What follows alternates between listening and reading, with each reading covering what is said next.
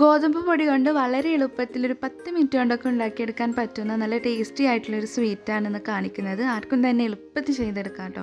അപ്പോൾ ആദ്യം നമുക്കിതിനായിട്ടൊരു പാൻ എടുക്കണം. അതിലേക്ക് 1.5 കപ്പ് ഞാൻ അളന്നെടുത്തിട്ടുള്ള ഗോതമ്പ് പൊടിയാണ്, അത് ഇതിലേക്ക് അങ്ങ് ഇട്ട് കൊടുക്കാം.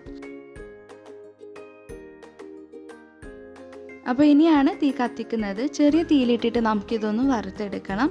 ഏകദേശം 1-2 മിനിറ്റ് ഇതൊന്ന് വറുത്തെടുക്കാം.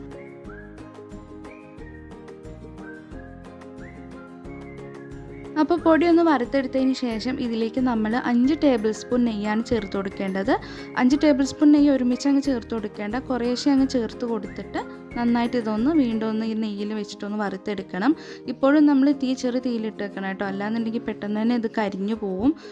നമുക്കിത് കുറേശ്ശെ അങ്ങ് നെയ്യ് ചേർത്ത് കൊടുത്തിട്ട് നന്നായിട്ട് ഇതങ്ങ് വറുത്തെടുക്കാം.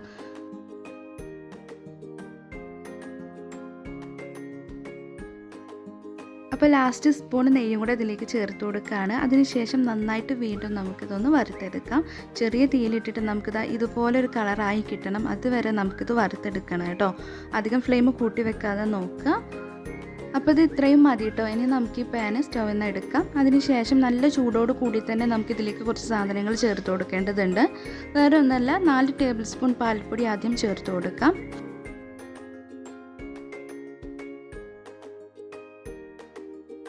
പിന്നെ ഇതിലേക്ക് ഒരു നുള്ളി ഏലക്ക പൊടിച്ചത് ചേർത്ത് കൊടുക്കുന്നുണ്ട്, ഒരു ടേസ്റ്റിന് വേണ്ടിയിട്ട് ചേർത്ത് കൊടുക്കാം. എന്നിട്ട് നന്നായിട്ട് ഇതങ്ങ് മിക്സ് ചെയ്തിട്ട് എടുക്കാം.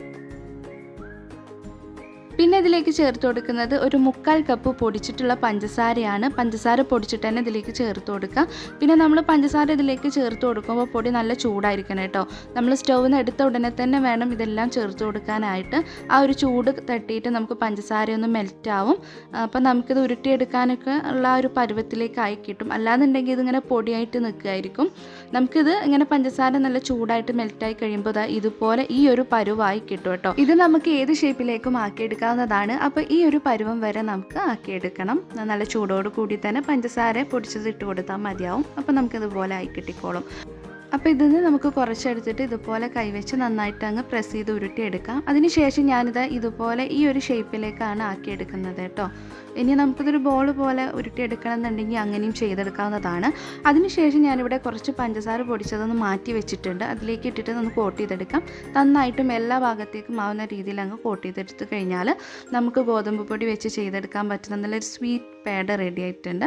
വളരെ എളുപ്പമാണ്, നല്ല ടേസ്റ്റാണ് ഇത് കഴിക്കാനായിട്ട്. നമുക്കിത് ഫ്രിഡ്ജിൽ വെച്ച് സൂക്ഷിക്കാം. കുറച്ചധികം ഉണ്ടാക്കി വെക്കുകയെന്നുണ്ടെങ്കിൽ നമുക്കൊരു ബോക്സിലാക്കിയിട്ട് ഫ്രിഡ്ജിൽ വെച്ച് സൂക്ഷിക്കാം. അപ്പോൾ ഇന്നത്തെ വീഡിയോ നിങ്ങൾക്ക് ഇഷ്ടമായി എന്ന് വിചാരിക്കുന്നുണ്ട്. ആദ്യമായിട്ട് നമ്മുടെ വീഡിയോ കാണുന്നവർ ആരെങ്കിലും ഉണ്ടെങ്കിൽ ചാനൽ നിങ്ങൾക്ക് ഇഷ്ടപ്പെടുകയാണെങ്കിൽ സബ്സ്ക്രൈബ് ചെയ്യാൻ മറക്കരുത്.